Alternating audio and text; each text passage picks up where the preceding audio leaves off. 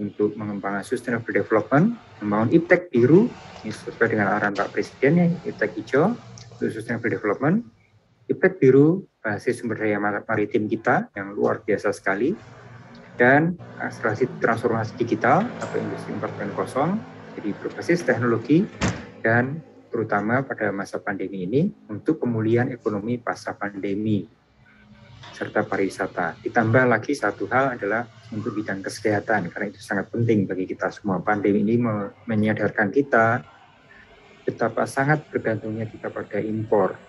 Obat-obatan untuk mengatasi COVID itu semuanya impor. Vaksin kita sedang berusaha untuk melahirkan vaksin merah putih. Misalnya ini dalam kendaraan listrik merah putih. Ini alhamdulillah teman-teman ITS sudah menghasilkan gesit sepeda motor roda 2 yang sekarang menjadi raja jalanan di Papua. Dan di sana bahan bakar susah, sehingga gesit ini menjadi alternatif. Kemudian Vinkomodo ini juga sudah diproduksi. Bredex dari teman-teman ITS ini diproduksi oleh perusahaan namanya Vinkomodo, ini sudah ada di pasaran. Kendaraan multiguna off-road yang murni buatan Indonesia dan sudah bisa dibeli di pasaran, dan banyak riset-riset teman-teman perguruan tinggi yang siap untuk membangun kendaraan berbasis listrik. Saya yakin teman-teman UNY juga banyak prototipe-nya. Nah, jangan hanya berhenti sebagai prototipe, tapi kita hilirkan, kita produksi dengan bermitra dengan mitra industri. Kemudian teknologi informasi dan telekomunikasi, kita masuk di era teknologi revolusi industri 4.0 yang pada dasarnya sangat didominasi oleh teknologi informasi dan telekomunikasi. Tahun yang lalu ketika kita harus melakukan pembelajaran daring, anak-anak kita di pelosok negeri kesulitan di dalam mengakses jaringan, dan kita kembangkan BTS, mini BTS yang self-contained, jadi satu paket, seluruh sistem ada di dalam paket tersebut. Ini bersama teman-teman dari ITB, kita bangun ada Dikti. Ini kita uji cobakan di NTT. Alhamdulillah sukses besar, kita punya jaringan EduDikti sekarang. Ada Dikti, namanya ada Dikti. Nah, ini sedang kita kerjasamakan dengan Telkom, untuk nanti bisa diproduksi BTS merah putih. Demikian pula saat ini kita mengembangkan laptop atau alat-alat telekomunikasi, alat-alat untuk pembelajaran jarak jauh, berbasis teknologi merah putih. Ini insya Allah laptop merah putih, Dikti Edu ini juga sudah kita luncurkan. Kemudian alat-alat kesehatan dan vaksin merah putih. Selama pandemi kemarin ini banyak sekali karya-karya dari perguruan tinggi yang menghasilkan berbagai macam alat kesehatan, ventilator, belasan ventilator dari perguruan tinggi. Saat ini kita sedang kesulitan oksigen, banyak kampus mengembangkan oksigen concentrator yang sudah mulai diuji klinis ini dari teman-teman UI dan dari teman-teman Universitas Mercubuana, kemudian juga alat-alat untuk deteksi seperti COVID, seperti Genus, kemudian CEPAT ini untuk rapid test, antigen, mobil vaksinator dan sebagainya, robot nurse dan sebagainya. Ini sungguh luar biasa dan ini harus terus kita akselerasi bersama-sama. Dan berbagai riset yang lain, baik itu untuk green, revolusi hijau, maupun untuk konservasi, maupun untuk transportasi di laut, di darat, dan di udara. Kemudian pengembangan dan teknopark di perguruan tinggi ini sangat kita dorong. Bukan gedungnya sebenarnya, sains teknopark itu adalah jalan hidup. Bagaimana kampus itu bermitra dengan industri, tidak berjalan sendiri. Riset kita harus didasarkan pada driver dari kebutuhan hilir. Riset penelitian murni, ilmu murni tentu perlu kita lakukan. Tetapi riset-riset yang mengarah ke terapan, jangan sekedar maunya dosen, tapi didrive oleh kebutuhan. Nah, ini kita kembangkan ke DRK sebagai alat untuk berkolaborasi antara dunia industri dengan perguruan tinggi, sehingga terjadi hilirisasi dan huluisasi. Karya-karya dari perguruan tinggi menghilir dan problem-problem dari industri menghulu. Karya dari perguruan tinggi itu baik dalam bentuk mahasiswa untuk siap masuk ke dunia kerja maupun hasil-hasil riset untuk masuk ke dunia industri. Dan sebaliknya problem-problem dari industri menghulu menjadi agenda-agenda penelitian dosen. Itu dasarnya adalah kebutuhan dari industri. pengembangan kurikulum dan pendidikan itu sendiri menjawab seluruh kebutuhan di dunia kerja, sehingga nyambung, tidak ada lagi mata rantai yang putus. Nah, kita sudah mentransformasikan pembiayaan dari pemerintah melalui insentif BUPTN berdasarkan indikator kerja utama para rektor. Kemudian ke Dereka, ini sebagai platform untuk kolaborasi antara industri dengan perguruan tinggi. Setiap rupiah kontribusi industri kita dampingi dengan rupiah yang sama dari pemerintah, sehingga 2 kali lipat dampaknya untuk perguruan tinggi. Kalau industri mau riset bersama dengan perguruan tinggi, memberikan kontribusi 1 miliar misalnya, maka pemerintah akan mendampingi 1 miliar yang sama, memberikan ke perguruan tinggi itu, sehingga dampaknya bisa 2 kali lipat. Untuk mengakselerasi hilirisasi produk-produk dari perguruan tinggi. Kemudian kompetisi kampus merdeka 500 miliar untuk mentransformasikan prodi-prodi kita jadi prodi 4.0 dan anggaran yang cukup besar dari LPDP untuk program kampus merdeka. Nah, ini ke Dereka adalah biro jodoh antara perguruan tinggi dengan Dudi, dan ini proposal yang masuk itu hampir 2.000, ini data sudah agak lama, 2.000-an proposal yang masuk dari 500 mitra dan 23.000 insan dikti, dan komitmen dari mitra sampai 1,2 triliun, kita hanya menganggarkan 250 miliar. Dan tahun depan ini akan kita perbesar karena ternyata semangat dari industri cukup tinggi. Dereka ini bisa berbagai macam riset terapan maupun riset-riset yang advance. Pengembangan pusat-pusat riset di perguruan tinggi juga bisa didanai melalui kolaborasi ini. Nah, mungkin itu sebagai kuliah umum pada pagi hari ini. Mudah-mudahan kita semua bisa mewujudkan SDM unggul melalui program Kampus Merdeka dan membangun Indonesia yang jaya melalui riset dan inovasi di perguruan tinggi yang dikerjakan oleh dosen bersama dengan para mahasiswanya. Selamat bagi para mahasiswa baru UNY, selamat mengembangkan diri, selamat mengembangkan potensi, dan menyiapkan diri untuk menjadi insan-insan profesional yang kompetitif dan siap untuk membangun negeri dengan penuh akhlak mulia sebagai dasar yang paling penting untuk hidup berbangsa dan bernegara. Terima kasih atas kesempatan yang diberikan. Wassalamualaikum warahmatullahi wabarakatuh. Shalom, Om Santi, Santi, Santi, Om.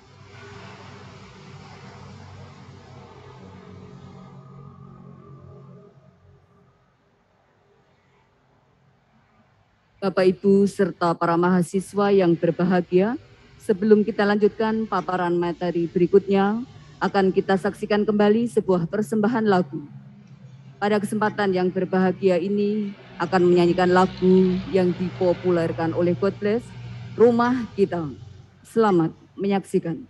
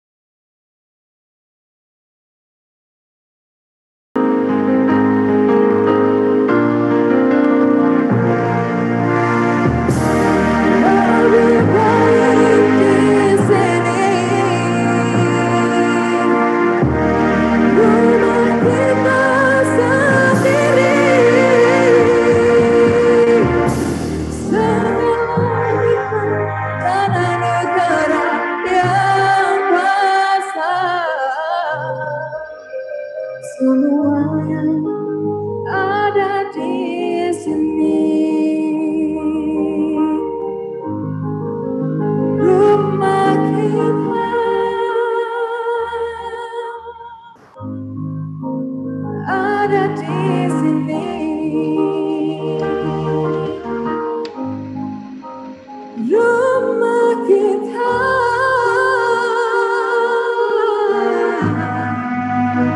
ada di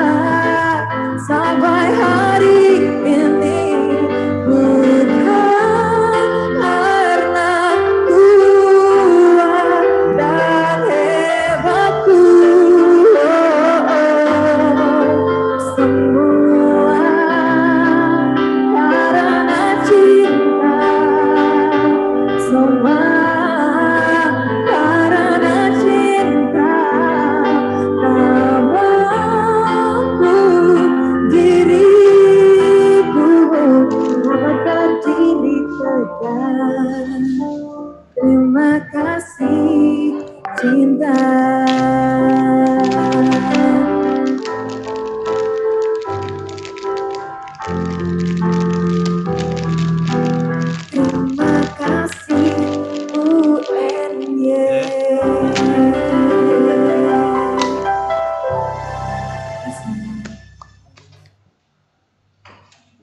Bapak Ibu hadirin yang kami hormati, serta para mahasiswa yang kami banggakan, pada kesempatan yang baik ini, marilah kita simak bersama paparan materi berikutnya yang akan disampaikan oleh Direktur Pendidikan Tinggi, Vokasi dan Profesi, Kementerian Pendidikan, Kebudayaan, Riset, dan Teknologi.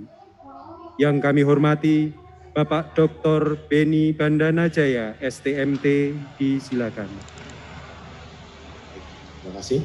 Bismillahirrahmanirrahim. Assalamualaikum warahmatullahi wabarakatuh. Selamat pagi. Yang terhormat Bapak Rektor, Bapak Ketua Senat, anggota Senat, Wakil Rektor, para dosen, Bapak Ibu sekalian yang hadir pada kesempatan hari ini, serta mahasiswa baru Universitas Negeri Yogyakarta yang saya banggakan. Alhamdulillah pada pagi hari ini, menjelang siang kita masih diberi kesempatan untuk bisa hadir dan bersama-sama mengikuti acara pengumuman mahasiswa baru tentunya. Dan kita masih diberi kesehatan dan ini merupakan anugerah yang luar biasa yang patut kita syukuri. Nah, hari ini saya akan sampaikan beberapa paparan tentang bagaimana pendidikan tinggi vokasi yang tentunya menjadi bagian dari proses pendidikan yang ada di Universitas Negeri Yogyakarta. Nah, berikut saya sampaikan paparannya. Mudah-mudahan saya sampaikan ini utamanya memang ditujukan kepada para mahasiswa baru. Mudah-mudahan para mahasiswa baru yang baru menjadi mahasiswa pada kesempatan tahun ini itu tentunya akan lebih bersemangat untuk bisa mengikuti seluruh perkuliahan yang akan dihadapi, dan tentunya walaupun masa pandemi ini kita tidak surut ya semangatnya. Tentang pendidikan vokasi ini kita bisa lihat di Undang-Undang 12 tahun 2012 yang menyatakan bahwa pendidikan tinggi vokasi adalah pendidikan yang menyiapkan mahasiswa menjadi profesional dengan keterampilan dan kemampuan kerja tinggi. Nah, ini ada kata kunci keterampilan dan kemampuan kerja tinggi itu adalah satu kondisi yang diharapkan ketika mahasiswa itu nantinya lulus. Dengan demikian maka di pendidikan vokasi itu porsi praktek lebih tinggi atau lebih banyak dibanding dengan porsi teori. Jadi kalau dipersenkan kurang lebih 60% praktek dan 40% teori.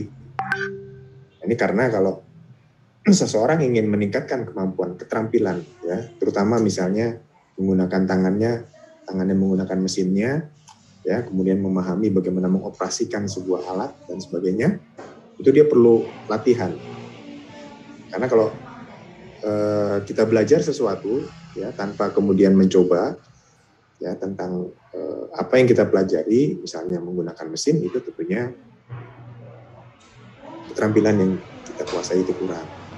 Sehingga disinilah 60% praktek ditujukan untuk menghasilkan lulusan yang punya keterampilan dan kemampuan kerja tinggi.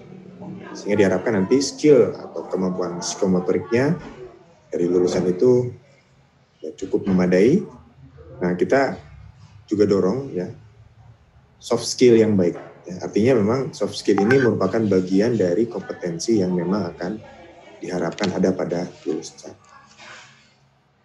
Nah, bentuk praktek ya yang dilaksanakan di perguruan tinggi vokasi, ya, baik di prodi vokasi, ya, di politeknik ada, di perguruan tinggi vokasi seperti universitas yang mendirikan prodi-prodi vokasi ini dilakukan di dalam kampus, ya, di dalam kampus, dalam bengkel, dalam laboratorium, pabrik, mini, ya, ini misalnya teaching factory, ini memang sebaiknya memang dilaksanakan bekerja sama dengan dunia kerja atau IDUKA. Ini di dalam kampus. Nah, bisa juga di luar kampus. Ya, di luar kampus itu dalam bentuk magang, ya, baik di instansi pemerintah ataupun perusahaan-perusahaan, ya. Nah, magang ini memberi pengalaman kepada mahasiswa, pengalaman praktek langsung di dunia kerja. Tentunya sesuai dengan program studinya. Nah, yang terakhir ada yang ketiga modelnya adalah project based learning. Nah, ini lebih spesifik tentang bagaimana ya proyek-proyek yang berasal dari dunia kerja itu kemudian masuk ke dalam kampus. untuk dikerjakan bersama antara mahasiswa dan dosen melalui kerjasama antara kampus dengan dunia kerja. Nah, ini kalau yang ketiga, kalau misalnya bisa terjadi, itu akan sangat memberi pengalaman kepada mahasiswa tentang bagaimana ya menerapkan ilmu ya dalam konteks menyelesaikan permasalahan yang ada di industri. Ini nanti akan diperlukan saat mahasiswa itu lulus. Nah, 3 kondisi praktek ini ya tentunya diterapkan atau dikonsepkan ke dalam kurikulum pendidikan tinggi vokasi. Sehingga nanti akan terintegrasi link and match antara dunia kerja dan tentunya perguruan tinggi.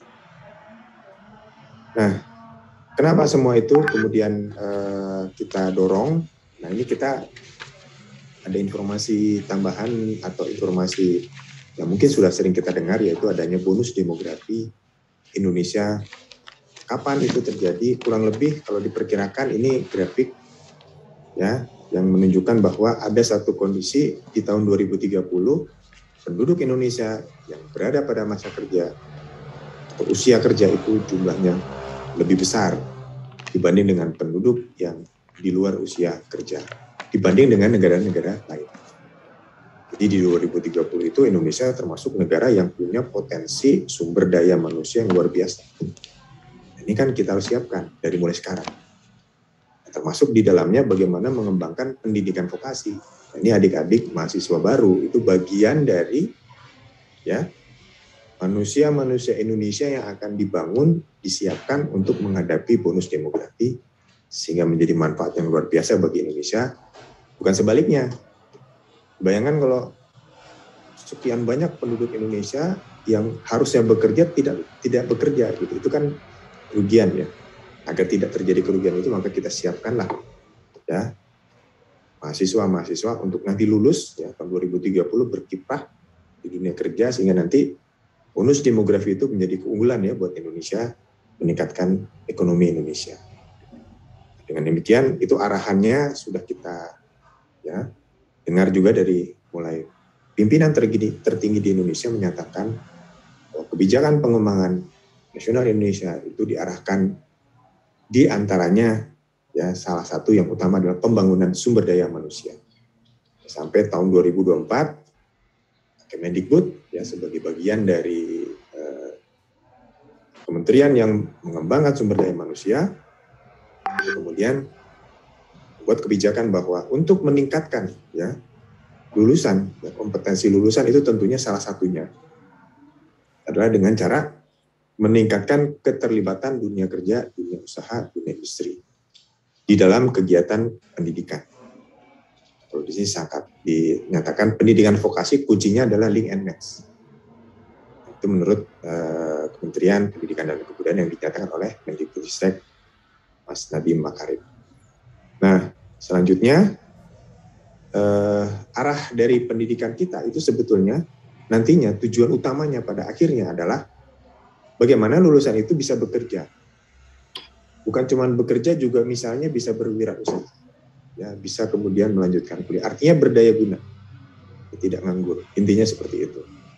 Nah, agar bisa terjadi seperti itu, maka proses pendidikannya pun harus link and match dengan dunia kerja. Ya, misalnya kita ingin mahasiswa kita tuh lulus semua langsung bekerja, langsung diterima di dunia kerja dan sebagainya. Tidak ada yang menganggur. Ya. Atau mereka berwirausaha, atau kemudian kalau memang mau melanjutkan, mereka juga punya kemampuan itu. Sehingga perlu dikaji bagaimana dunia kerja itu kompetensinya untuk di link and match-kan dengan proses yang akan dilaksanakan di perguruan tinggi vokasi. Nah, ini sebetulnya konsep yang bisa saja berlaku untuk semua jenis perguruan pendidikan ya, baik vokasi ataupun akademik. Karena pada akhirnya siapapun ya yang kuliah, baik akademik atau vokasi, lulus itu tentunya akan bekerja. Nah, kalau vokasi, karena arahnya lebih kepada bagaimana meningkatkan kompetensi skill psikomotorik bagi mahasiswa, ini benar-benar bagaimana dunia kerja itu menjadi bagian dari pengembangan kurikulum, pengembangan metode pembelajaran, juga sarana prasarana disesuaikan ya dengan standar yang dibutuhkan industri. Pendanaan juga diarahkan untuk mengembangkan ke arah sana, sumber daya manusianya, ya, dosen, pendidik ya, itu juga punya pengalaman, wawasan ya tentang industri atau dunia kerja. Tentunya material atau bahan baku itu diarahkan untuk bisa mendukung semuanya. Sehingga nanti outputnya itu akan menghasilkan lulusan ya dengan ijazah, sertifikasi kompetensi, surat keterangan pendamping ijazah yang memiliki kompetensi hard skill dan soft skill, di mana langsung kemudian bisa bekerja karena sudah link and match. Link artinya punya keterkaitan, match artinya cocok. Itulah yang kemudian kita harapkan bisa terjadi di perguruan tinggi. Bagian dari mahasiswa adalah mengikuti program-program yang ditetapkan oleh perguruan tinggi. Jadi tidak akan lagi kemudian kaget misalnya, oh ternyata kok banyaknya di laboratorium, di bengkel, di kelas misalnya lebih sedikit dan sebagainya, itu karena vokasi modelnya seperti itu pendidikan. Nah ini adalah satu konsep link and match yang dikembangkan oleh Direktorat Jenderal Pendidikan Vokasi. Ini mungkin sering sekali ya disampaikan sejak tahun lalu, 8+I. Jadi ada 8 ciri bagaimana sebuah prodi atau perguruan tinggi itu sudah link and match dengan industri. Yang pertama, kurikulumnya itu disusun berdasarkan kebutuhan industri, artinya mendapatkan masukan-masukan dari industri. Kedua, kegiatan-kegiatan yang ada di dalamnya, proses pembelajaran itu juga mendukung kegiatan pembelajaran berbasis project ya, atau project based learning. Jadi satu model pendidikan di mana ada kasus industri masuk ke dalam kampus, dikerjakan bersama dengan mahasiswa memahami kasus industri, menerapkan ilmunya, masuk ke dalam praktek ya mahasiswa. Terintegrasi ya di dalam satu kurikulum yang terintegrasi. Kemudian adanya dosen-dosen atau pengajar-pengajar, dosen tamu dari industri yang mengajarkan bagaimana atau memberi informasi bagaimana kondisi di lapangan. Sehingga mahasiswa punya update ya tentang apa yang terjadi atau situasi yang terjadi di dunia kerja. Magang, ini menjadi salah satu cirinya. Kemudian sertifikasi kompetensi agar diakui industri, tentunya sertifikasi kompetensinya yang diakui industri. Ini kita berikan agar nanti tingkat kompetensi, keahlian, dan pengakuan industri lebih meningkat selain dari ijazah. Dosen, instruktur juga harus diupdate. Tentunya diupdate-nya tentang kondisi terkini ya industri, teknologinya dan sebagainya agar nanti proses pengajaran juga tidak ketinggalan zaman. Riset terapan mendukung teaching factory, teaching industry berasal penelitiannya berasal dari dunia kerja sehingga nanti mahasiswa yang terlibat pun akan bisa memahami apa yang ada terjadi di industri, permasalahan dan penelitiannya. Dan seterusnya sehingga nanti diharapkan adalah komitmen serapan industri dari dunia kerja. Dengan demikian, kenapa? Karena mahasiswanya sudah dikenal, dosennya juga sudah dikenal oleh dunia kerja.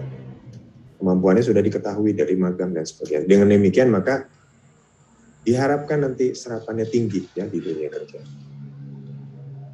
Nah kemudian dalam implementasinya terhadap visi Presiden SDM Unggul ini memang semuanya tadi mengarahkan bahwa dosen lagi ke depan itu tidak sebagai pembicara tunggal ya di dalam kelas atau di dalam bengkel atau di dalam laboratorium, tapi dia sebagai penggerak atau fasilitator. Apa itu fasilitator? Memfasilitasi pembelajaran manusia. Mahasiswa secara independen. Didorong mahasiswa itu aktif. Nah, karena kita ingin meningkatkan kemampuan soft skill ya. Nah ini yang filosofi dari Merdeka Belajar memberi kesempatan kepada mahasiswa untuk bisa aktif. Karena dengan demikian maka akan meningkat juga ya soft skill-nya. Bentuknya magang, KKN, kewirausahaan, ya, project dan sebagainya itu dikembangkan ya di dalam metode-metode pembelajaran. Jadi nanti ke depan kita berharap proses pendidikan itu tidak satu arah, ya dosen bicara di depan, mahasiswa mendengarkan, dari pagi sampai sore, selesai pulang. Tidak seperti itu. Dosen lebih banyak mungkin sebagai penggerak, fasilitator, mahasiswa yang aktif, mengkaji sebuah ilmu, tentunya dengan dasar-dasar yang tetap diberikan oleh dosen. Dari timbal balik. Ini yang kita harapkan. Kita menghadapi juga era industri 4.0. Adanya disrupsi, perubahan. Ya, yang dulu seperti apa, sekarang seperti apa. Yang dulu kaku, sekarang fleksibel. Yang dulu terbatas waktu, sekarang tidak terbatas waktu. Yang dulu misalnya terbatas tempat, sekarang tidak terbatas tempat. Yang dulu waktu itu terasa panjang, sekarang waktu itu terasa pendek. Ya, hari ini A, besok udah B. Ya, pagi ini A, nanti sore udah B. perubahan terjadi dan kita dituntut kreativitas yang tinggi. Nanti mahasiswa lulus, ini adik-adik setelah lulus itu menghadapi yang lebih lagi dari kondisi sekarang. Kita dituntut bisa mengkreasikan sebuah ide dalam waktu cepat. Kalau tidak, ketinggalan. Itulah tuntutan dunia zaman sekarang yang mendorong mahasiswa untuk kemudian bergerak, belajar, tidak cuma bagaimana menggunakan alat mesin memahami ilmu, tapi juga soft skill-nya. Apa itu soft skill? Kemampuan di luar kemampuan teknis akademis, ya, inter dan intrapersonal. Karakter, watak. Nah, soft skill ini bisa dikembangkan dan dipelajari karena soft skill itu tidak bersifat pasti. Perlu dilatih juga, ya. Jadi kalau otak itu dibagi dua, ya, menurut teori orang-orang yang mempelajari tentang ini, yaitu mungkin psikologi dan sebagainya. Hard skill itu dipelajari dengan misalnya belajar, ya, ada otak kanan dan otak kiri, ya. Sebelah kanan itu kreativitas, ya, creativity, art, music, ya, semuanya itu ada di sebelah kanan, ya. Di luar bakat memang kedua-duanya itu bisa dilatih, ya. Seorang pinter ada yang dengan bakat karena pinter dari sananya, ada yang memang karena dilatih. Ya, seorang kemudian juara misalnya tentang sebuah seni dan tertentu, dia karena bakat bisa atau karena memang dia. Dua-duanya ini tidak terbatas, artinya setiap manusia bisa mengembangkan keduanya. Artinya setiap manusia punya kesempatan atau setiap mahasiswa punya kesempatan untuk bisa menjadi yang terbaik, ya. Nah, soft skill ini kenapa kita harus pelajari? Kita harus tahu kalau nanti bekerja ini semua diperlukan. Social skill, mampu bekerja sama, itu udah pasti. Kemudian empati, memahami orang lain, ya. Kemudian komunikasi itu jelas, ya. Bagaimana komunikasi itu kalau nggak pernah dilatih, susah, ya, kita bicara. Mahasiswa suruh ke depan, dia tidak pernah ngomong di depan, mungkin kaku dan sebagainya. Itu terjadi kalau memang tidak dibiasa. Kemampuan memecahkan masalah, berpikir kritis dan seterusnya, sampai kepada karakter, percaya diri, sopan, jujur, tanggung jawab, semua itu kan dibangun oleh sebuah kegiatan-kegiatan yang melibatkan mahasiswa itu sendiri. Makanya mahasiswa didorong aktif dengan konsep merdeka belajar. Ini misalnya contoh aktif itu dalam arti misalnya di kelas ada sebuah kasus yang diungkap oleh dosen, silahkan selesaikan bersama kelompok. Ini masalahnya diambil dari industri, dari dunia kerja, tentang topiknya sesuai dengan mata kuliahnya. Selesaikan selama 1 semester, kalau memang besar, ya, kasusnya. Kemudian kolaborasi, kerjasama dengan tim, untuk tim. Di situ mahasiswa akan berkomunikasi satu dengan yang lain, kemudian menghasilkan sebuah ide-ide bagaimana menyelesaikan masalah. Dibanding dengan memikirkan sendiri, diskusi itu akan menghasilkan hasil yang seharusnya lebih baik. Mendorong mahasiswa untuk berpikir kritis. Jauh-jauh itu yang namanya malas mikir, kan. Kalau orang tidak didorong untuk berpikir, lama-lama jadi malas mikir. Kalau malas mikir, otaknya tidak dilatih untuk berpikir dalam menyelesaikan masalah-masalah. Ya. Masalah yang sifatnya lebih kompleks, ya, bukan sekedar masalah dari misalnya rumus matematik gitu dan sebagainya, tapi lebih kompleks, misalkan masalah dengan mengintegrasikan keilmuan yang dia punya. Solusi 1, 2, 3 itu dilatih. Komunikasi jelas, ketiganya itu akan meningkatkan kreativitas inovatif yang sangat dibutuhkan pada saat mahasiswa lulus menjelang 2030. Dan tentunya nanti situasi dunia ini sangat berubah, mungkin tidak sama seperti sekarang karena percepatannya itu luar biasa. Terjadi akselerasi dan kita harus antisipasi dari sekarang. Merdeka Belajar yang dicanangkan oleh kementerian itu sebetulnya tadi ingin mendorong mahasiswa itu lebih aktif, sehingga kegiatan-kegiatannya itu didorong untuk mencari seluas-luasnya pengalaman selain dari apa yang dihadapi atau diperoleh dari prodi. Sehingga diberi kesempatan, oke, silahkan cari di luar. Hak, ya, hak itu artinya boleh dan bisa diambil, ya, bisa diambil, bisa tidak diambil. Artinya kalau ada mahasiswa yang tidak berkesempatan, ya, karena memang terbatasnya dana, terbatasnya kesempatan dan sebagainya, bisa saja seluruh program, artinya seluruh pembelian di program studi. Tapi kan kita mendorong kalau bisa mahasiswa mengalami semua pengalaman yang bisa diambil di luar kampus. Ya, sebagian di dalam program studi, sebagian di luar program studi.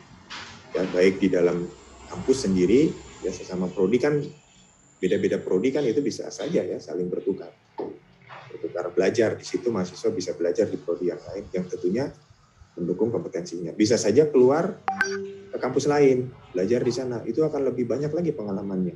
Beda daerah apalagi, beda negara apalagi, luar biasa. Jadi apa yang diperoleh di luar itu sebetulnya akan menambah wawasan kalau dia dibandingkan terus di dalam.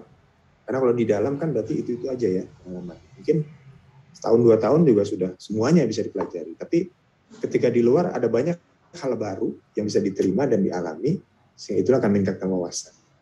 Lebih jauh dia akan juga mengalami atau memiliki satu kompetensi soft skill ya, bergaul ya dengan orang lain, berkomunikasi. Ya, selain dengan perguruan tinggi, bisa dengan non perguruan tinggi seperti misalnya kantor, pabrik, desa. Itu bentuk-bentuk kegiatan di luar program studi di luar kampus. Ya, kita sebut sebagai merdeka belajar. Merdekanya itu artinya memang kesempatannya bisa diambil untuk bisa ngambil pengalaman di luar. Ya, jadi yang disebut belajar di luar kampus itu seperti tadi mendapatkan pengalaman yang punya manfaat besar bagi mahasiswa itu untuk nanti lulus mendapatkan bekal dan tentunya akan bekerja dengan baik. Dan tentunya merdeka belajar ini juga banyak perlu diatur, jadi nggak sembarangan. Misalnya harus ada perjanjian kerjasama. Kuliahnya juga nanti diakui dengan SKS, kemudian ditentukan oleh pimpinan perguruan tinggi ya, itu yang pertama, atau ditentukan oleh kementerian.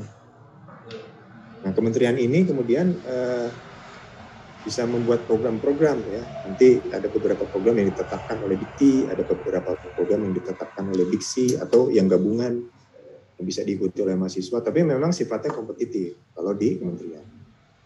Kalau di perguruan tinggi ya sifatnya bisa kompetitif, bisa kemudian menyeluruh, ya tergantung dari kebijakan pimpinan. Harus ada pembimbing, ya. Kenapa? Karena tanpa pembimbing tentunya arahannya bisa kemana-mana. Kemudian berlaku untuk program sarjana dan sarjana terapan di luar bidang. Artinya kalau bukan sarjana terapan, misalnya diploma 3 itu bagaimana? Ya itu disesuaikan waktunya ya. Kalau jumlahnya itu kurang lebih 3 semester ya maksimum, itu 1 semester di dalam kampus di luar prodi, 2 semester maksimal ya di luar kampus di luar prodi. Jadi 3 semester itu hitungan seperti itu. Artinya tidak harus 3 semester tapi maksimal, bahkan lebih kalau bisa tidak dilakukan.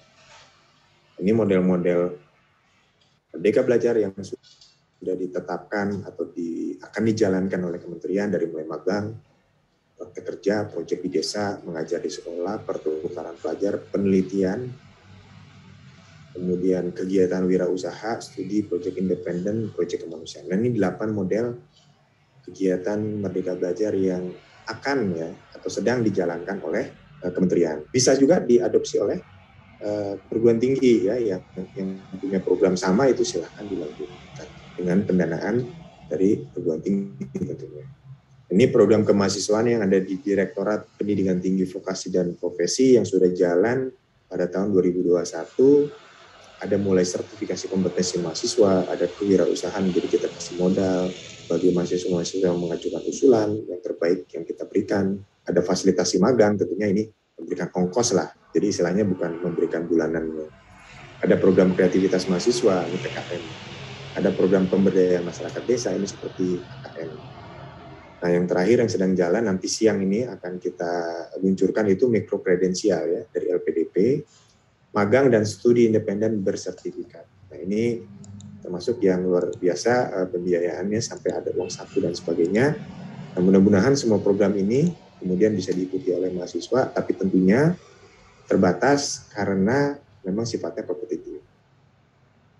Perlu disampaikan, saya sampaikan memang saat ini saat pandemi ini memang program-program kadang-kadang agak susah dijalankan karena keterbatasan gerak ya. Kita nggak boleh magang misalnya kan, belum tentu perusahaannya menerima, belum tentu juga kampusnya siap atau mahasiswanya bahkan siap, orang tuanya dan sebagainya. Inilah makanya kita sampaikan bahwa sebenarnya kesempatan itu masih banyak. Tahun depan mudah-mudahan kita bisa lebarkan lagi dengan pertukaran pelajar antara dalam negeri luar negeri ya. Mudah-mudahan PPKM Mudah-mudahan pandemi sudah menurun sehingga kita bisa menjalankan kegiatan-kegiatan Merdeka Belajar itu lebih leluasa lagi.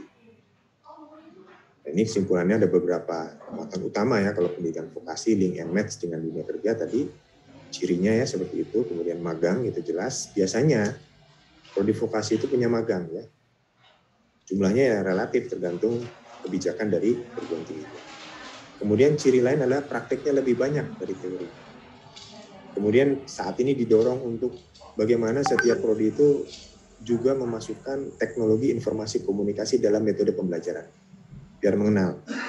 Seperti yang kita lakukan sekarang, ini saya yakin semua prodi melakukan hal yang sama, yaitu mempelajari teknologi informasi untuk belajar seperti ini ya, dengan dari soft skill ya, itu juga menjadi salah satu ciri yang kita dorong, project based learning, studi kasus, dan yang terakhir Merdeka Belajar. Nah, ini buat mahasiswa, saya memberi gambaran sedikit cerita, ada sebuah kapal besar ya, yang mesinnya itu nggak jalan atau mati. Dan semua mekanik atau teknisi yang ada di kapal itu tidak mampu ya, untuk memperbaikinya. Dan dia memanggil ya, seorang engineer yang punya pengalaman 40 tahun. Kemudian si engineer ini yang punya pengalaman itu masuk, melihat mesin, periksalah dari ujung ke ujung, dari atas ke bawah.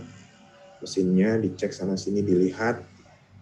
Nah, terakhir dia mengeluarkan hammer ya, atau palu kecil, kemudian memukul ya pada lokasi tertentu ya beberapa kali ya dengan tepukan dan tekanan tertentu, kemudian mesinnya bisa hidup lagi.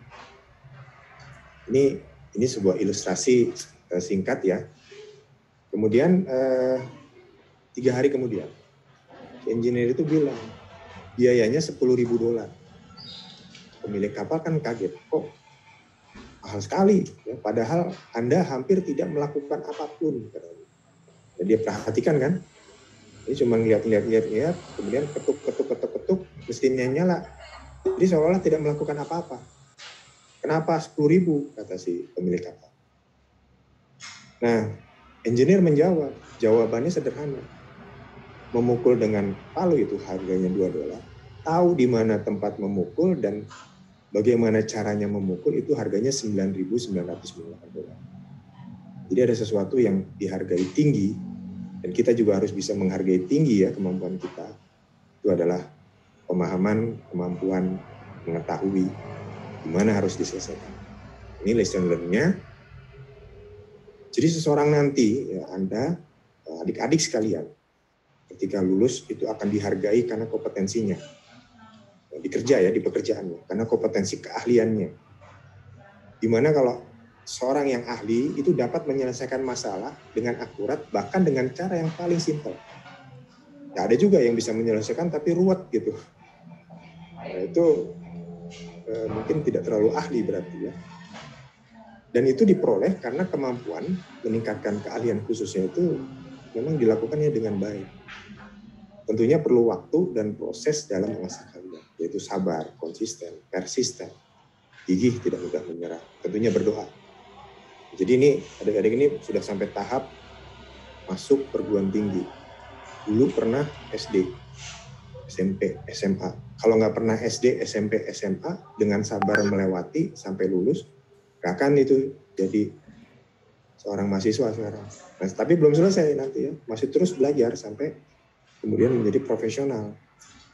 Ya, kayak dokter ya, kita datang ke dokter cuman dikasih stetoskop kiri kanan bayar 100.000. Kadang-kadang kalau yang nggak ngerti itu mau mikir kok cuman gitu-gitu aja. Padahal gitu-gitu ajanya itu diperoleh dengan sebuah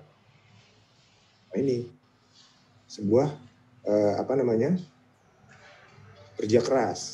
Mungkin dia pernah berkorban ya, biayanya besar. Kegagalan juga ada.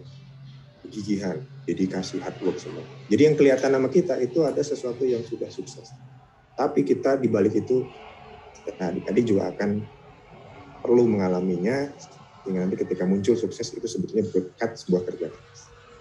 Jadi terakhir ya mungkin saya sampaikan bahwa Roma tidak bisa dibangun satu hari, artinya memang keterampilan, kemampuan, kompetensi itu tidak bisa dibangun instantly ya.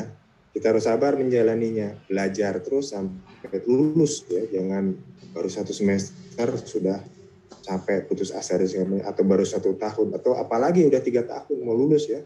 Karena seseorang yang punya talent atau bakat itu bisa dikalahkan oleh orang yang nggak punya talent kalau dia kerja keras. Jadi yakin itu bahwa setiap orang punya kesempatan untuk jadi juara dan terbaik. Jadi kalau udah begitu, insya Allah adik juga akan semangat dalam belajar ya, mencapai cita-cita. Saya kira itu yang bisa saya sampaikan. Jadi mohon maaf kalau ada kata-kata yang kurang berkenan. Ini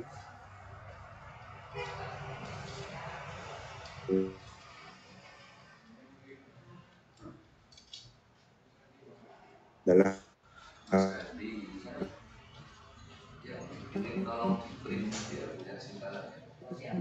ya seperti Bapak Ibu yang kami hormati,